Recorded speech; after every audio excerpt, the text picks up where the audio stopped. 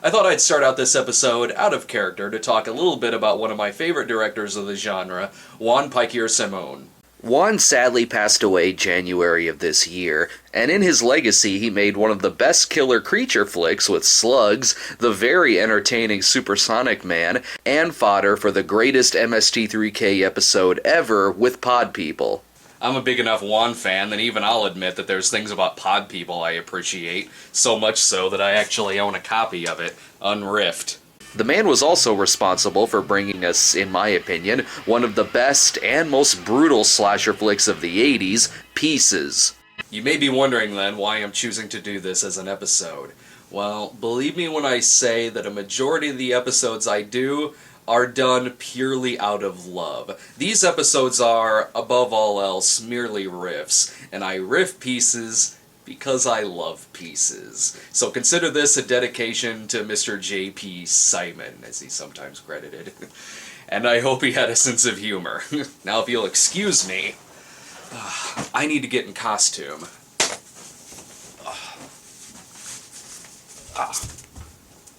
Believe it or not, I'm walking on air. I never thought I could feel so free. Flying away on a wing and a prayer. Who could it be? Believe it or not, it's just me. You know, I've got to hand it to this movie. Despite what follows, it does have the greatest tagline of all time. First, look at the poster. Chainsaw, body parts stitched together, and the title is Pieces. What other tagline could fit this movie other than, "It's exactly what you think it is"? Really? It's tasteless? 'Cause that's what I'm thinking it is. Although we may be in safe hands, because this guy says it's one of the best slasher films of all time. Wait, no, not that guy. This guy. Because I fully trust the taste of a man who gave us this. Pancakes! Thanks for creating my deadly allergy to starch, asshole. Pieces opens in 1942, unless of course you count the 1970s push-button phone or the post-40s sports team on the wall. The only way this scene would be less like 1942 is if the kid were shown playing the game 1942. They got one thing right though, back in the old days, you had to piece together your porn. Hey kid, you want a real challenge? Try figuring out the G-spot on that picture. Now there's a real puzzle. Unfortunately, the kid is caught by his mother. You dirty-minded little brat! Playing with filth like this, just like your father. Wait till she sees there's wire hangers in his closet. The boy ends up reacting the same way any guy would if you were to take away his porn. Axe to the face! How's that for a prologue? Fuck. What did they use? Frozen blood for their lettering? Must have ran out though, since they switched the font to tell us it's 40 years later. Now the killer wears an overcoat, black gloves, and he wants Jane Curtin dead. Guess we're in Hill Valley now as a random skateboarder roams the area and, what? Giant glass mirror? I didn't know people actually carried glass across streets. I thought that was something that only existed in cartoons. Wait, why is she having a flashback to the opening? She wasn't there. I understand the killer flashing back to it, but not Maureen McFly here. Oh, they're just not even gonna say who that was? Alright. Because this movie about body parts isn't bloody enough, we need someone thrown through glass just to spice it up. Let's get back to the in-context death scenes. Hey, you're gonna be long? If so, I'll move somewhere else. Just a few minutes, miss. Yes, it's hard to study next to the masked man with a chainsaw. Just don't be surprised when this happens. Hot on the case are officers Christopher George and Leslie Nielsen. No, not the real Leslie Nielsen. The Pod People Leslie Nielsen. I'm doing a one-man show. Leslie Nielsen, Leslie Nielsen, Leslie Nielsen.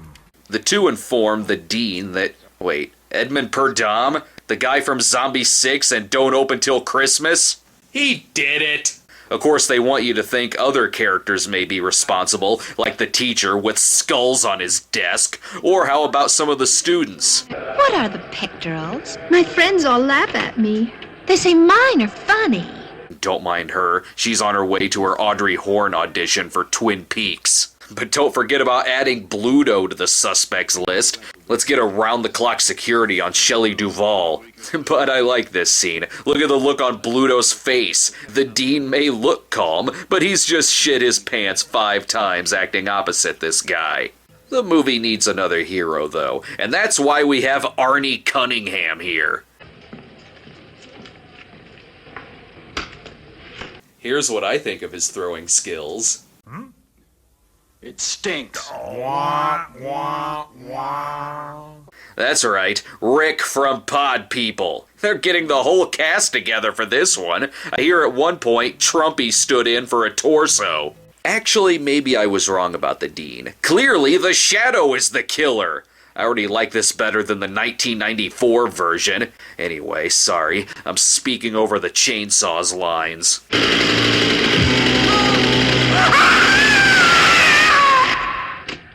I can tell that I'm watching the legendary uncut version, because that scene didn't show anything! In this movie, Pod People Rick plays Kendall, local geeky ladies man. It was left for you in the dean's office a half hour ago. I've been looking all over. Hear the engines roll now, burning rubber tires. I see.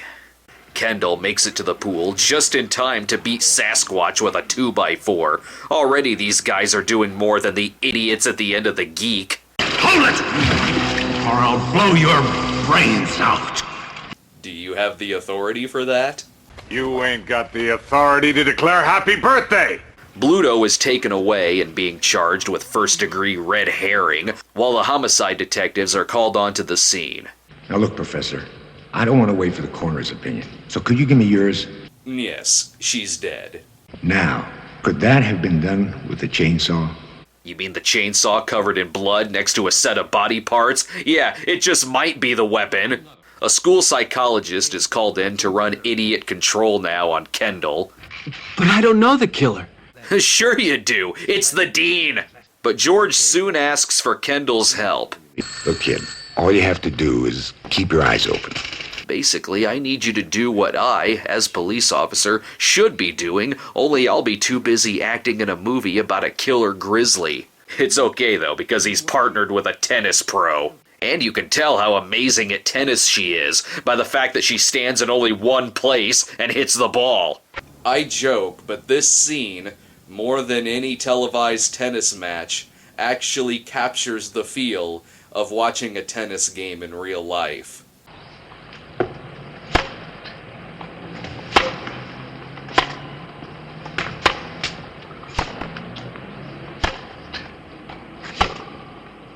As the killer prepares to take more body parts, he puts pieces of his puzzle together as the movie goes along. Nice that the blood on the puzzle stayed red for 40 years. Easy there. Hacking up a body is as simple as cutting butter, but putting puzzle pieces together, that can take some force. Meanwhile, in The Toxic Avenger, Dick Tracy scopes out his latest victim. You know, the 80s were a terrible time to be an aerobics instructor. If you weren't dying in a slasher film called Pieces, you were getting your tit bitten off by radioactive zombies. Or even worse, starring in the movie Perfect. Oh, sorry, don't mind this chainsaw, you can clearly see me hiding. Huh, she had arms? Sorry, I was looking at her tits the whole time. Of course, the killer gets away before the cops show up. All right, what happened? We must have scared him off, Lieutenant. You couldn't scare off Trumpy! At least here, though, George can get a good look at all the suspects. It could either be Jeffrey Jones, John Rhys Davies, Elijah Wood, Marky Post, or the killer! Enough of that murder shit. Time to get to the sexier side of slasher flicks. Oh, Kendall. I just saw Rick from Pod People's dick. Don't know what to say about that, except the killer's is bigger.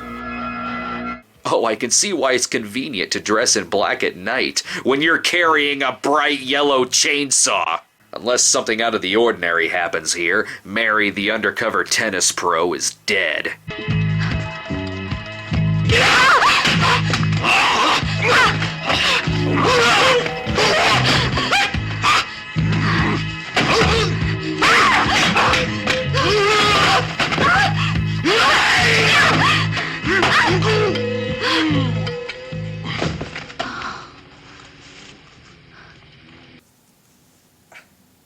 What the fuck just happened? Believe it or not, this random martial arts sequence can actually be explained.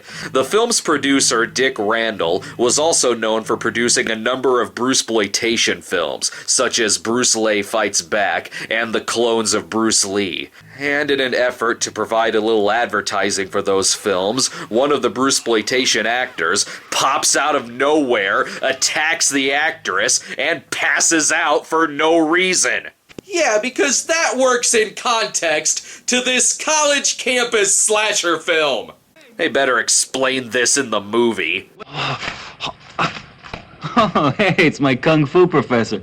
Kendall has a kung fu professor? Well, now I'm really not buying it. Let's hope this scene ends tastefully, at least. Something I eat. Bad chop suey. So long. Take it easy. Let this be a lesson to you people on campus. If you see a tracksuit wearing Chinaman, he will attack you and mispronounce his L's. Because he had bad chop suey. Huh. Could that have been any more out of nowhere? What the fuck?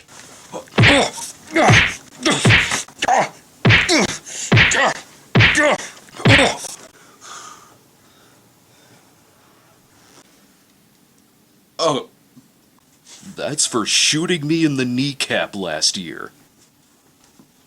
Gah. Oh. Ow. Back to the non-Bruceploitation part of the movie. The killer follows a local reporter into one of the buildings, and you can tell she's a really good investigator because she spots a chainsaw in the sauna and thinks nothing of it. I don't know about this death scene. Going from a chainsaw to a knife, not as impressive. Like going from Patrick McGowan to Jim Caviezel.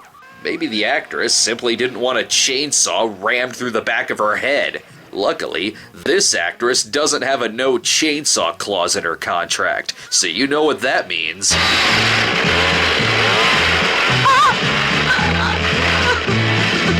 Oh, thank God. Other people do that too. Naturally, the groundskeeper is lurking about, and... you're not the killer! I'm not falling for it! Though I still love every look on this actor's face. See that? Every look on his face comes across like he's suspicious of why he wants to rape them. Let's hope the killer didn't leave too much of a mess this time. Interesting how the only thing I had to black box there was the tits, because there was nothing else wrong with that shot. Mary continues on with her investigation by getting to know each member of the college faculty. Do you mind if I walk with you for a ways? I'm a little nervous after what's happened. In broad daylight here in the middle of the campus, I don't think there's much to worry about. Yeah, tell that to this girl. As we see here, all along, the killer has been stitching together some kind of female body assembled by the various pieces he's been collecting. You know, like the poster gives away. Only the poster didn't spoil his diabolical plan of giving her ill-fitted shoes. While Kendall and the detective perform background checks, I think the movie may be telling us that Reagan is the killer, although he hasn't done anything suspicious yet. Well, I can change that in a hurry. Anyway, Mary eventually makes her way to the dean's place, and why not go inside? Seems like a nice enough killer. Now, what would you like to drink? I'm just making tea, but I expect you'd prefer coffee. She would prefer not to be killed. Killer, you're the killer! But before he tends to her, he's got to poison the nostalgia critic's tea. Well, she hasn't started feeling the effects of the drugs yet, so he might as well try to lay blame on another coworker. Not like she won't figure out it's you eventually. Professor Brown, you see, is a homosexual. I found out about him some years ago. Brown seems more upset about his affliction than I am. Oh, tell me more. Guy drinking tea with his pinky raised. Sure enough, she keeps drinking from the cup and... what? She's passing out? Oh shit! The Dean's the killer? I've been very careful as not to spoil that throughout this entire review. That's the effect of the drug I gave you. The rape drug. That's the second human centipede reference in 2 weeks! 'Cause why not? Luckily, the police burst in and Kendall wrestles with the killer for a bit and...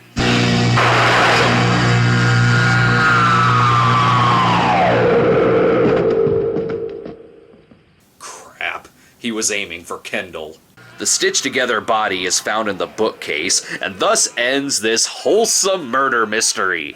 Well, that was a fairly graphic slasher film for the time, but other than the extreme amounts of gore, the movie wasn't too out of the ordinary for a slasher film. Hey, my jacket.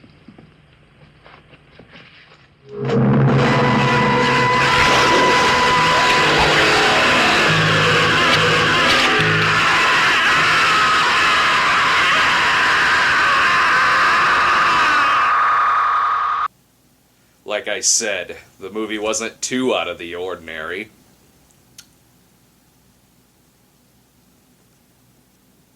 What the fuck was that?